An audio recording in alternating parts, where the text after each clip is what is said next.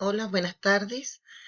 Soy la profesora Lorena Fuente y esta vez vamos a trabajar la guía número 10, la que tiene que ver, ¿cierto?, con los elementos constitutivos del género lírico.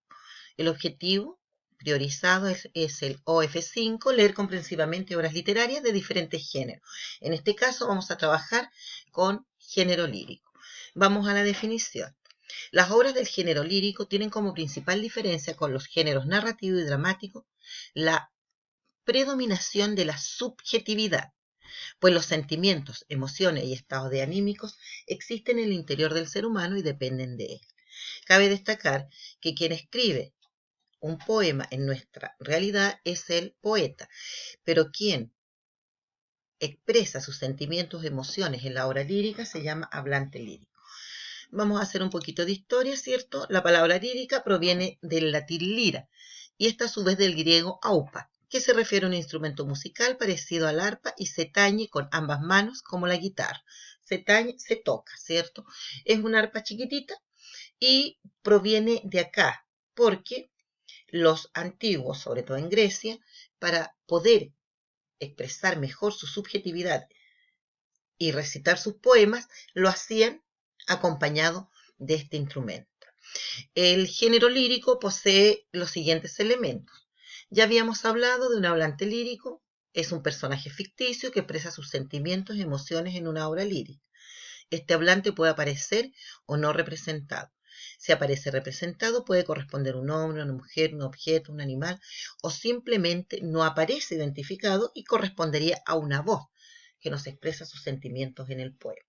El tema se refiere al asunto principal que se reitera a lo largo del poema. El motivo lírico son los sentimientos y emociones que expresa el hablante lírico ante una situación que lo conmueve. Y estos pueden ser amor, tristeza, desamor, amor a la patria, amor a la madre, ¿cierto? Hay una infinidad de motivos líricos. Y en una obra pueden aparecer varios motivos líricos, que los podemos también separar en principal y secundario. Luego vamos a tener la actitud lírica, que es la posición que el hablante lírico va a adoptar frente a su objeto lírico. Vamos a tener una actitud enunciativa en donde predomina la descripción, desde la cual se evoca una emoción determinada, aunque aparentemente el hablante se limita a narrar lo que sucede. El trozo de realidad narrado, en este caso expresado, vale por sí mismo para referirse de lo que se interesa y conmueve. Ejemplo es: solloza mi sobrino en la noche y yo acudo a merecerlo en la ventana hasta que la espalda de la luna él retorna al sueño. Aquí solamente se está describiendo el objeto lírico, que es el niño. La actitud expresiva de canción. El hablante acá expresa su propio estado de ánimo. El objeto al cual se enfrenta el hablante es su propia interioridad. Fija la atención directamente en el estado de ánimo. Los sentimientos impregnan el texto, tiñendo todo con la propia subjetividad, y la persona gramatical que usa es la primera persona gramatical, yo. Y aquí dice: heme aquí, perdido entre mares desiertos, solo como la pluma que cae de un pájaro en la noche, heme aquí en la torre del frío. Y por último tenemos la actitud apostrófica. Aquí el hablante se enfrenta con el hecho y se dirige a su objeto lírico como un tú.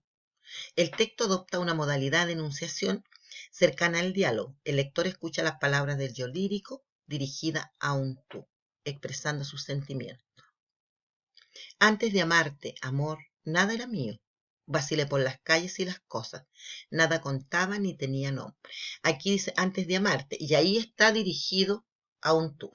Nosotros cuando interpretamos la canción nacional y decimos dulce patria, recibe los votos, al decir recibe los votos, estamos usando la actitud apostrófica. Nos estamos dirigiendo a la patria como un tú. Luego vamos a tener algunas figuras retóricas, ¿ya? Que ustedes también la conocen como figuras literarias, que es aquellas que tienen otro significado, un significado connotativo. La primera es la metáfora, que es un tropo que consiste en darle a un objeto o término real el nombre de otro, que es un término imaginario, con el que tiene, en la opinión del autor, alguna semejanza. Por ejemplo, acá dice peinaste tus oros finos. Aquí está comparando el pelo con oro fino, lo que significa, ¿cierto?, que yo debo entender que es una cabellera rubia. Bueno, la comparación o símil consiste en utilizar o en comparar dos elementos. Es muy fácil de reconocer porque aquí nosotros vamos a tener un comparativo, como, igual que. Ejemplo acá, tus cabellos son como oro fino. ¿Se fijan? Ahí está el como que me da a entender a mí que es una comparación.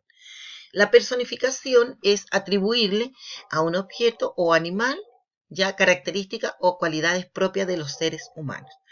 Por ejemplo, bajo la luna gitana, las cosas la están mirando y ella no quiere mirarla. En este caso, las cosas no tienen ojos, no pueden mirar.